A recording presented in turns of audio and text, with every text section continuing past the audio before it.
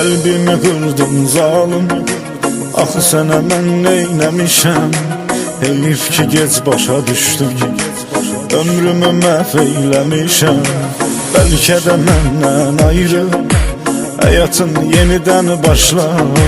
Sənə axı verməz halallıq, gözümdən axan bu yaşlar.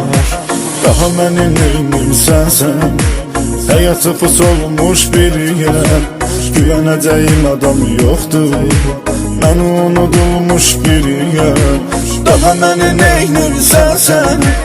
Həyatı pus olmuş bir yer, güvənəcəyim adam yoxdur, mən